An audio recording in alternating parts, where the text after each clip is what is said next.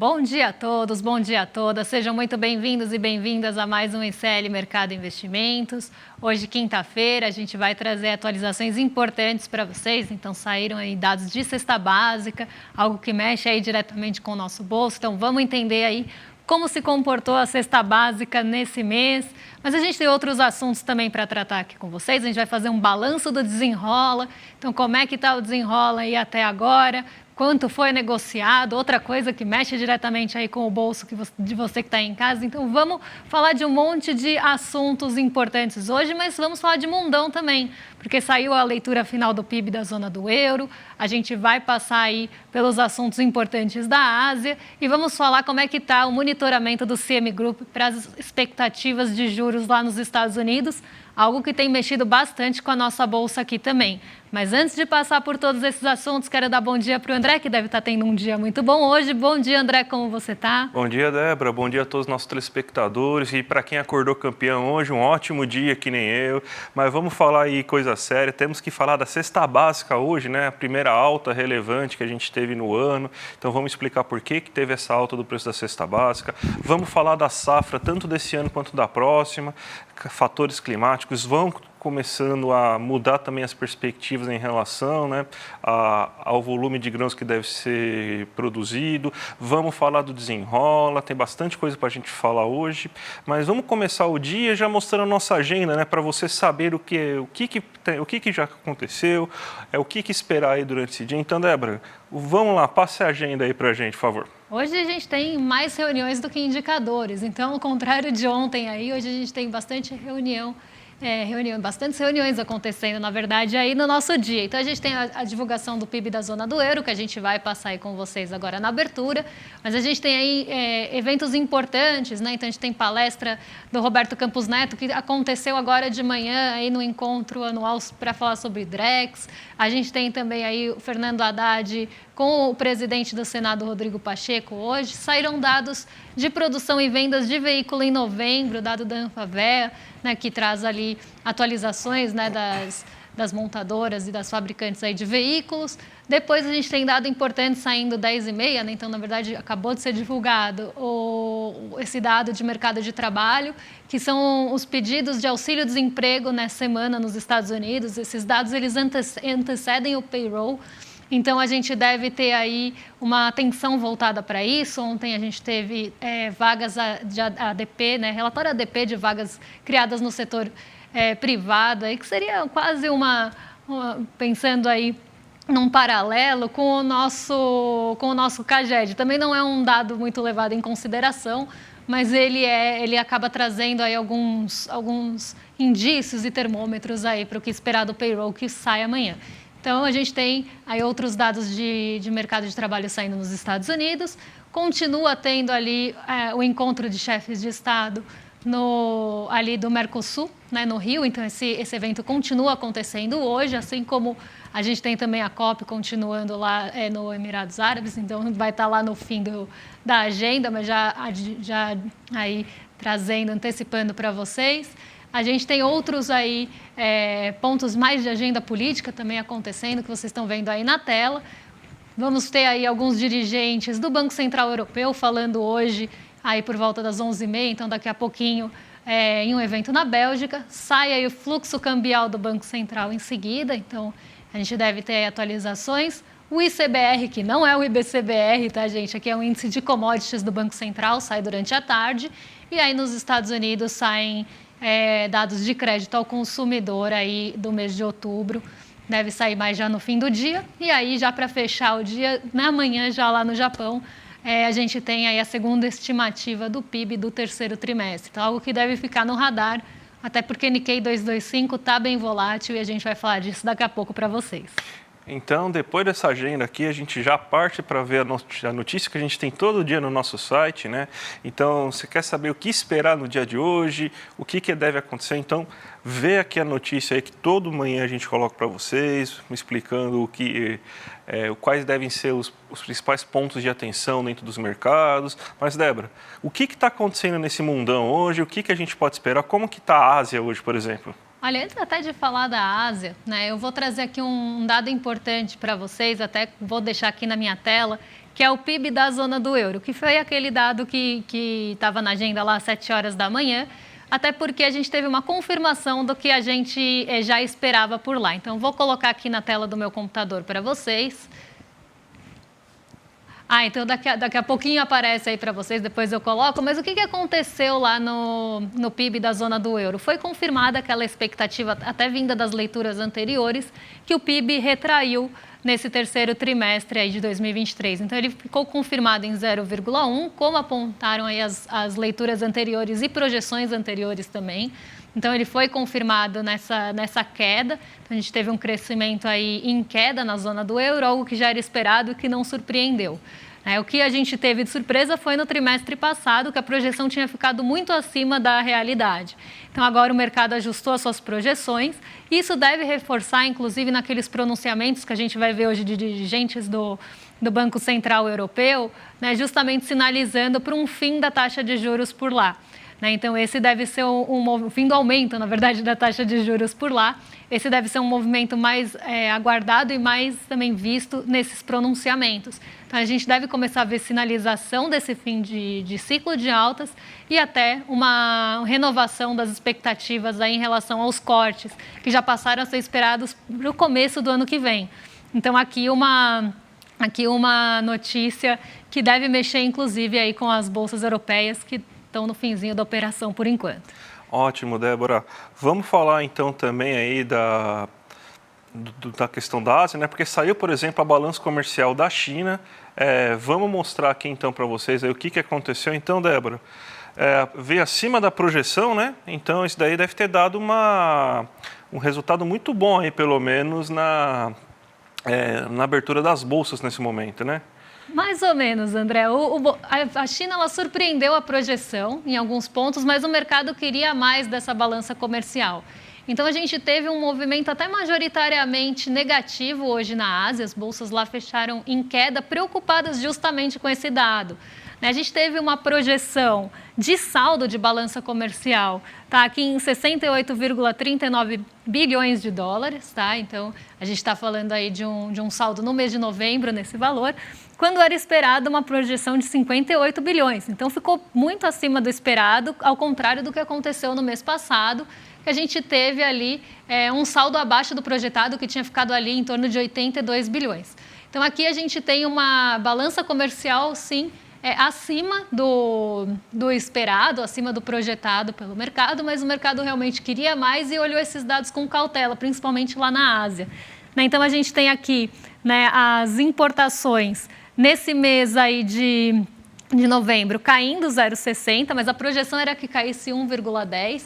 Então, ela caiu, mas caiu menos, num ritmo menos acelerado do que se esperava. Agora, as exportações, eu acho que aqui que foi realmente a decepção do mercado, aqui que foi o ponto de preocupação em relação ao ritmo da economia asiática, porque as exportações ficaram em 0,5% e a projeção era que subisse, que aumentasse as exportações aí em 3,30% nesse mês.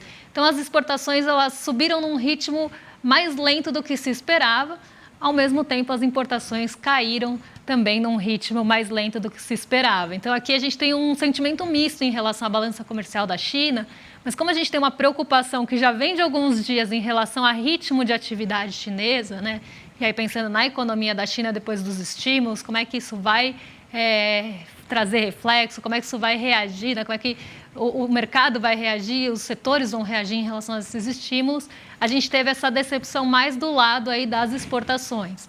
E isso que trouxe aí esse sentimento de cautela majoritariamente presente hoje na Ásia, que foi o que trouxe esse sentimento também de baixa. Mas se a gente for olhar quem caiu mesmo, e aí quando a gente for fazer aquele giro de mercado e falar ali das bolsas, a gente vai ver que o Nikkei 225 caiu quase 2% hoje. E ele não só caiu por esse sentimento generalizado de cautela na Ásia, mas também puxado de novo pelas montadoras. Então foi um dia bem ruim aí para as montadoras japonesas e isso levou a bolsa para baixo, inclusive da média da Ásia. A Xangai Composto caiu menos por esse sentimento mais misto em relação à balança comercial chinesa. A gente vê aqui então, né, que você tem um aumento das exportações que foi abaixo do esperado aí no caso chinês, né? Então, esse aí foi um problema aí que a gente pode observar, porque se você tem menos exportações que a China está realizando, significa que o mundo está comprando menos coisas, né? A China está comprando menos coisas do mundo. A gente sabe da dependência comercial que o mundo tem hoje perante a China, né? Então, acredito que seja realmente, que nem a Débora falou, né?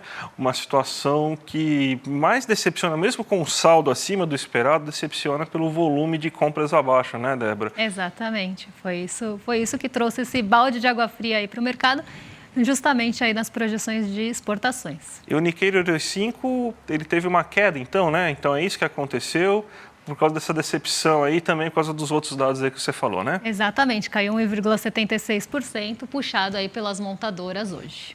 Perfeito. Vamos então agora para o nosso Brasil, então, porque a gente tem algumas coisas importantes para falar. Vamos começar com a cesta básica agora, que a gente já tinha alertado, né, que provavelmente ia ter um aumento no preço dos alimentos, principalmente do preço dos alimentos in natura.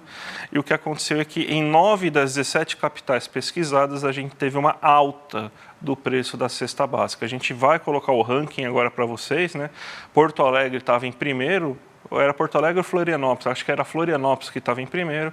São Paulo voltou à liderança desse ranking ingrato, né? Mas geralmente são ou é Porto Alegre ou São Paulo ou Florianópolis que fica em primeiro sempre, né? A gente tem que a cesta básica em São Paulo subiu 1,51%. Ela está custando hoje R$ 749,28. A gente tem Florianópolis em segundo com 747,59, uma alta. Porto Alegre não subiu nem caiu, o preço da cesta básica está em R$ 739,18. Aí Rio de Janeiro, as quedas que a gente consegue observar, elas aconteceram geralmente aí na região Nordeste. Ó. Natal teve uma queda de 2,55% no preço da cesta básica, custando agora R$ 567,30. Recife com uma queda de 1,9%, 0,9%. Salvador com uma queda de... Perdão, gente. Salvador com uma queda de 2,17%, João Pessoa com uma queda de 1,18% e Aracaju com uma queda de 1%. Então a gente vê que as cestas básicas que, pelo menos na região sul e sudeste, elas tiveram uma alta considerável. E por quê? A gente está vivendo aí justamente nessa grande onda de calor, né? E o preço dos alimentos, principalmente os alimentos consumidos in natura, que fazem parte da cesta básica, tiveram uma alta considerável. Teve um aumento do preço da banana, um aumento do preço do arroz produzido no sul do país, e a gente sabe como estão os problemas climáticos no sul do Brasil. A gente teve uma alta também na batata, a batata também produzida geralmente próximo dos grandes centros urbanos, está com um calor muito elevado aqui na região de São Paulo e daí isso aí acaba elevando o custo, né, porque reduz a oferta de batata, então aumenta o preço. Então, o aumento da cesta básica está ocorrendo, a gente está avisando já há algum tempo por causa dessas condições climáticas adversas que a gente está vendo aí no Brasil, né? Então, isso aí deve persistir porque está uma situação atípica, né? Atípica agora porque a partir desse ano, né, provavelmente vai ser a situação normal, né? Infelizmente, esse é o futuro do planeta aí, né? A gente sabe como que é, né?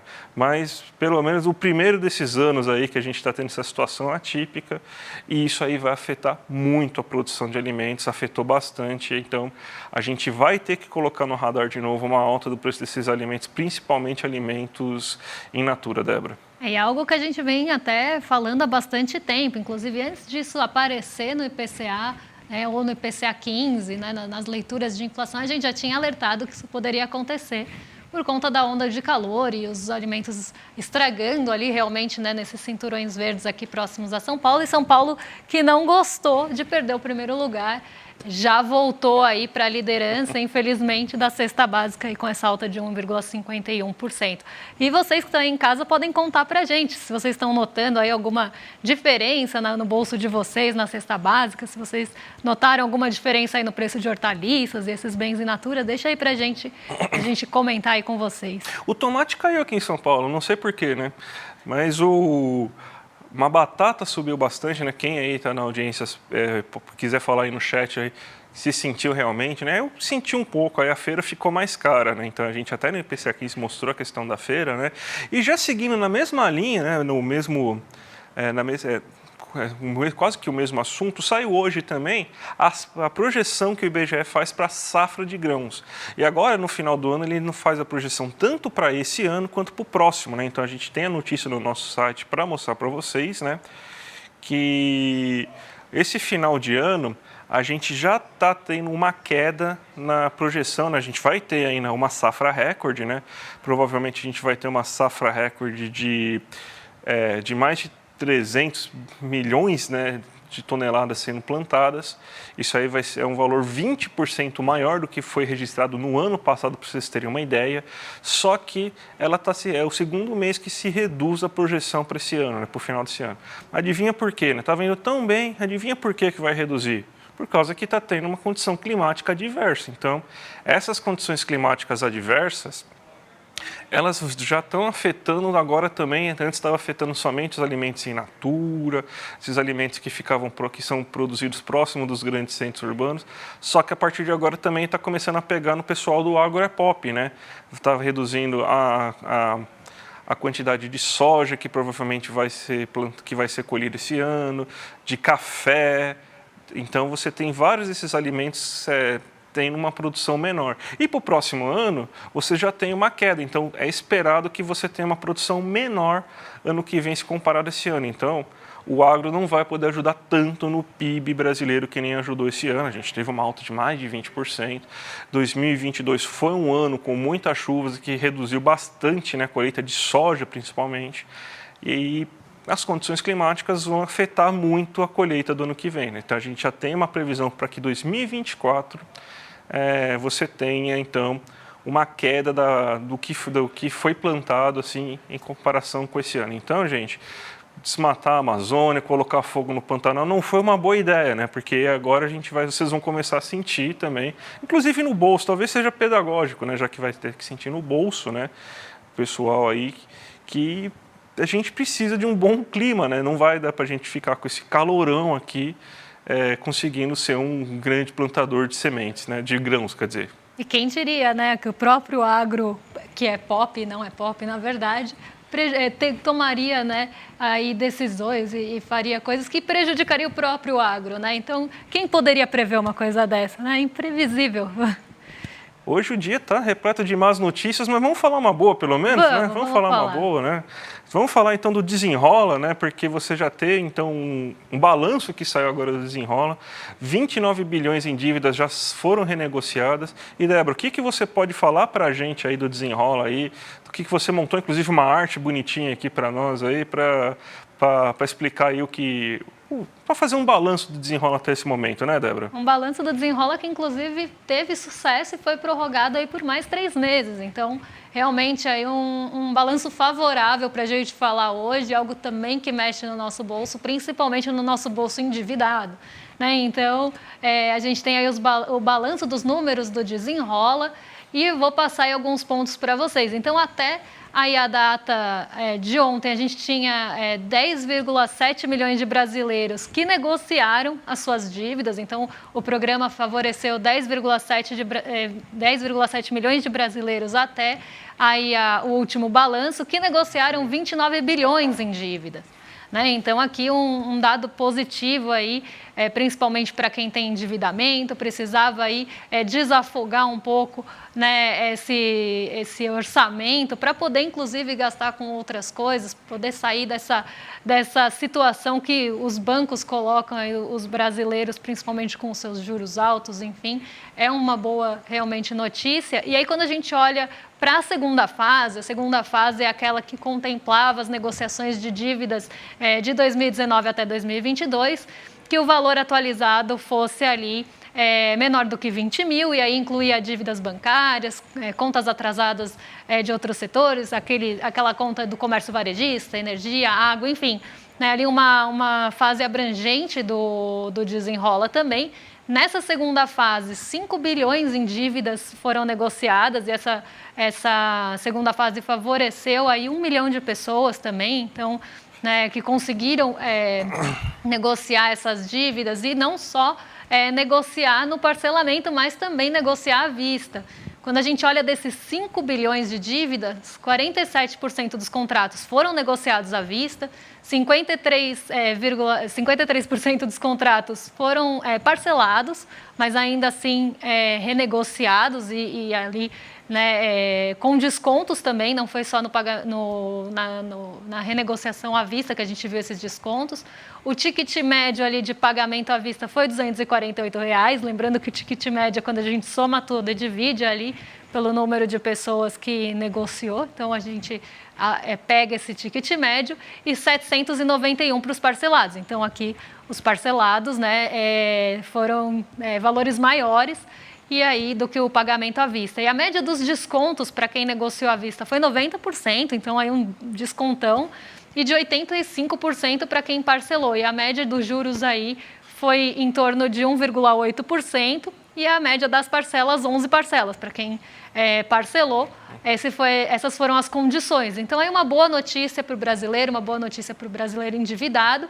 E a gente espera agora, com essa prorrogação, inclusive, que mais pessoas sejam aí contempladas com esse programa. Inclusive, tem alguns dados interessantes na notícia do nosso site, para quem quiser dar uma olhada lá na notícia mais completa, que o tempo de negociação, inclusive, eu acho que ficou em torno de 4 minutos, coisa assim. Então, é algo que é fácil de fazer.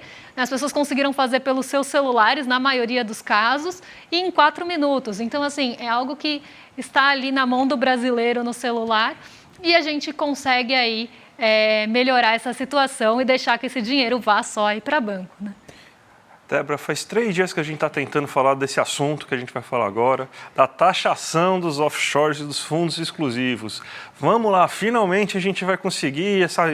3 dias já está pronta essa tela aí, então vamos lá agora, Débora. Então explica para a gente aí como que vai funcionar então essa taxação dos offshores e dos fundos exclusivos. E faz 3 dias que eu estou para responder uma dúvida que veio da nossa audiência. Então, assim, eu estava em dívida com vocês e eu não negociei no Desenrola. Essa dívida eu trouxe aqui, eu vou pagar ela à vista agora.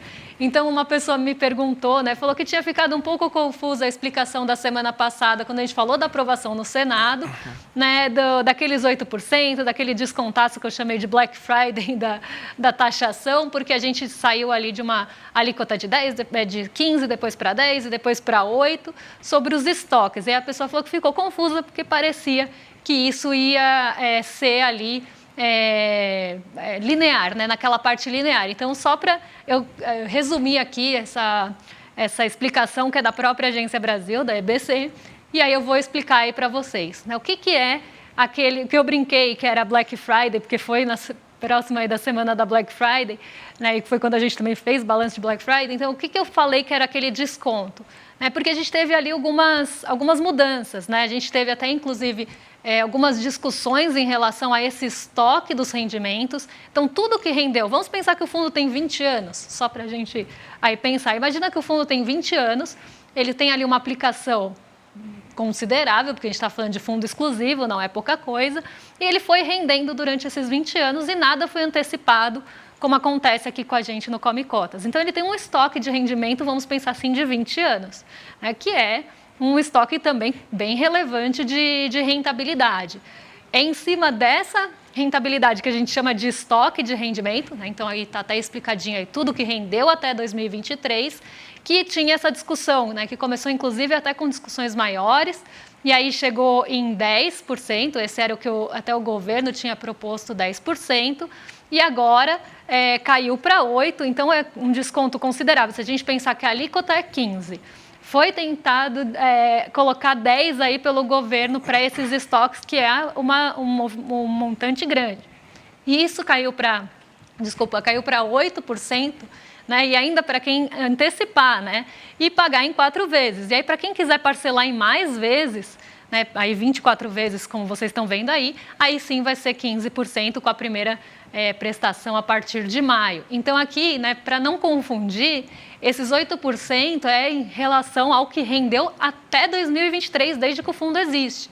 Então aqui é um montante realmente considerável. Depois, né, a gente tem a tributação que a gente chama de linear, que aí sim vai ser a tributação do Come Cotas para fundos de longo prazo, que é a maioria dos fundos, 15%, é sempre a menor alíquota da tributação, e 20% nos fundos de curto prazo, aqueles que têm títulos ali até 1 ano, mas esses são raridade, então é 20% aí de alíquota mínima nesse tipo de tributação.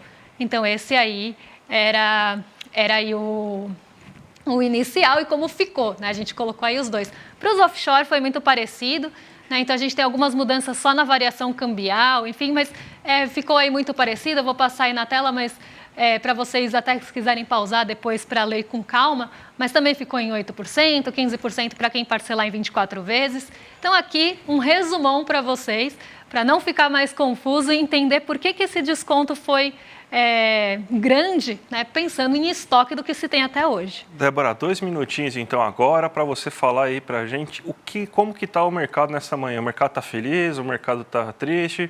O mercado é palmeirense ou santista? O mercado é palmeirense, André. Ó, pelo menos aí no giro de mercado a gente está vendo o nosso Ibovespa recuperando hoje, mostrando sinais de recuperação.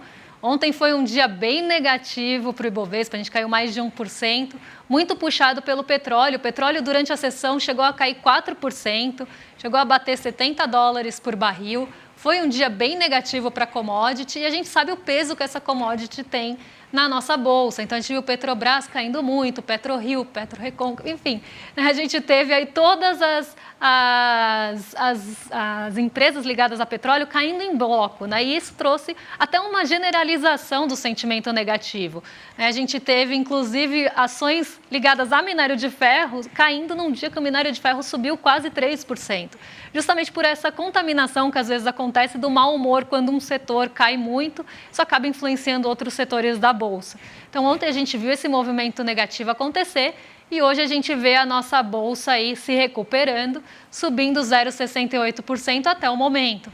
Então, num dia também mais positivo lá em Nova York. Ontem, Nova York também caiu bastante, puxado aí, as bolsas nova-iorquinas puxadas por essa queda no preço do petróleo. Então, o setor de energia por lá também ficou muito ruim. Aí a gente viu essa queda mais generalizada. Então, aqui um dia é um dia mais positivo de recuperação, inclusive para o preço do petróleo, que ontem, durante o dia, chegou a $70, mas fechou em $74 por barril. Hoje já mostra um pouquinho de recuperação. E por que aconteceu essa queda tão forte no preço do petróleo ontem? A gente teve a divulgação dos estoques dos Estados Unidos, isso estava na nossa agenda ontem, e aí a gente teve uma alta nos estoques de gasolina e outros produtos ali derivados, mas não teve alta nos estoques de petróleo em si. Mas o fato de ter ali alta nos estoques da gasolina, isso já mexeu bastante com o preço do barril de petróleo, que já vinha caindo em várias sessões.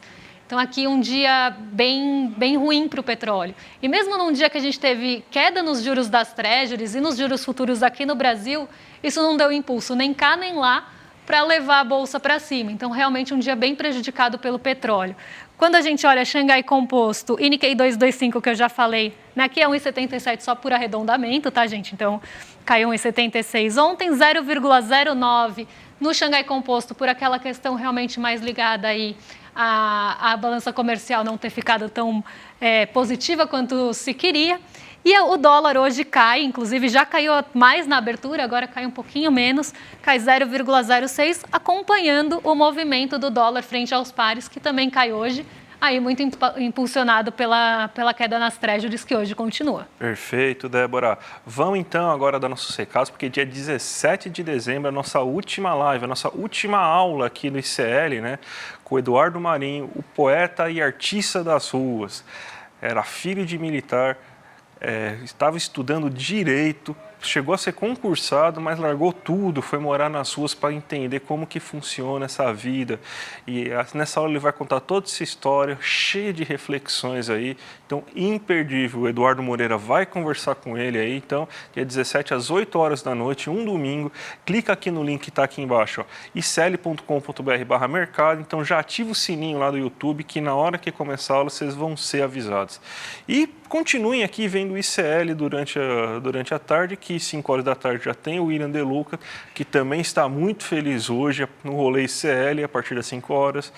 O ICL Notícias, segunda edição, com a Gabi Varela, Chico Saí, Chico Pinheiro. E às 7h30 da noite a gente tem também o Sinapse, com a Robertinha Garcia e o César Calerron. Então, até às 8h30 da noite tem bastante coisa para vocês verem aqui no canal do ICL. E hoje tem surpresinha, viu? Não desliga depois aqui do Mercado Investimentos, porque vai ter uma surpresa para vocês, vai ter uma aula, então não desliguem.